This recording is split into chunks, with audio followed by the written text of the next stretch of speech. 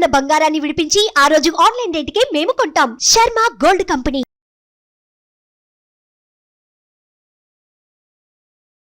నమస్తే, welcome to Suman TV. నేను మీ యామ్ని. ప్రస్తుతం మనతో ఉన్నారు ప్రముఖ ఆధ్యాత్మికవేత్త, ప్రముఖ జ్యోతిష వాస్తు పండితులు మాడుగుల శివప్రసాద్ గురువు గారు ఉన్నారు. గురుగారితో మనం మాట్లాడదాం. నమస్కారం గురుగారు. ఆశీర్వచనం తల్లి. గురుగారు, ఈ మార్చి నెలలో కర్కాటక రాశి వారికి అసలు ఏ విధంగా ఉంటుంది? వీరికి సంబంధించిన పరిహారాలు ఏంటండి? శ్రీ మహాగణాధిపతయ నమః. ఐం మహాసరస్వత్యే నమః. శ్రీ లలితాంబికాదేవియే నమః.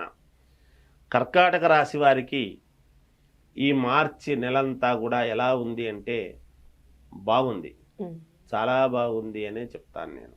ఎందుకంటే వీళ్ళు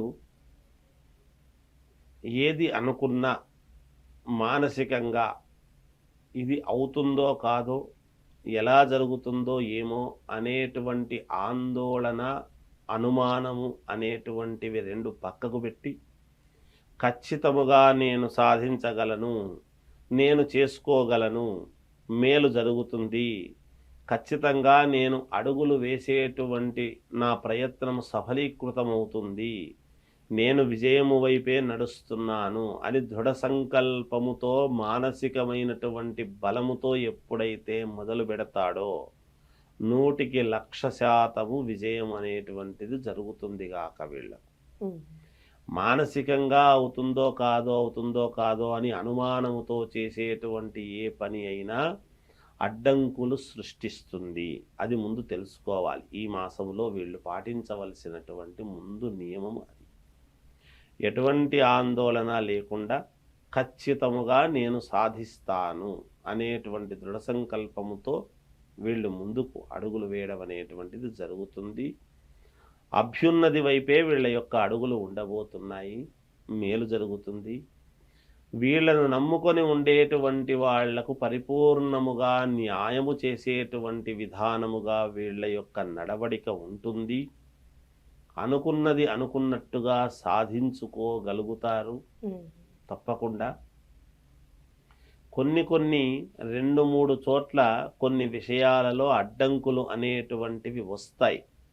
అయినా ఆందోళన చెందకుండా తప్పకుండా ముందుకే వెళితే విజయము వీళ్లకు లభించి తీరుతుంది అనేటువంటిది ఒకటి. యథావిధిగా రావాల్సినటువంటి డబ్బు వీళ్లకు వస్తూనే ఉంటుంది.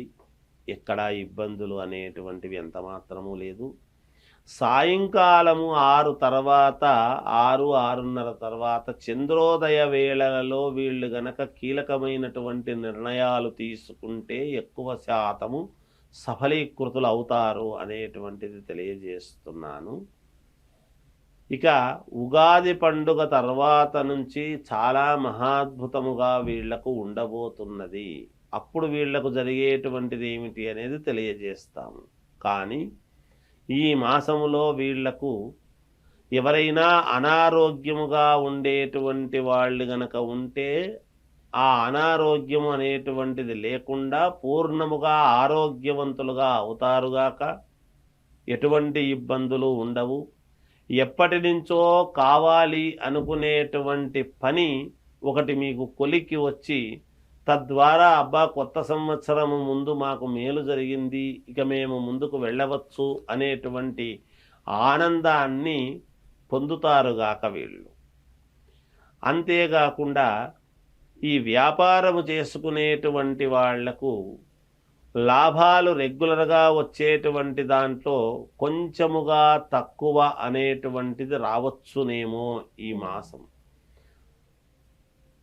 బిజినెస్ ఏమో బ్రహ్మాండముగా ఉంటుంది. డబ్బు రావటం అనేటువంటిది మాత్రము కొంచెము తక్కువగా ఉండవచ్చును అనేటువంటిది జరగవచ్చును. దాని వలన అయ్యో ఇలా అయిందే ఎందుకబ్బా అనేటువంటి ఆందోళన కొంతమందికి చెందవచ్చు. అది ఇబ్బంది ఏమీ లేదు, ముందుకు వెళతారు తప్పకుండా. ఇక వివాహాది శుభకార్యాలు చేసుకోవాలి అనుకునేటువంటి వాళ్ళు మానసికంగా ఇంకా మాకు ఆలస్యమైందే, సరైన సమయంలో కాలేదే అని అనుకునేటువంటి వాళ్లకు ఒక కొలిక్కి వచ్చేటువంటి విధానముగా ఉన్నది.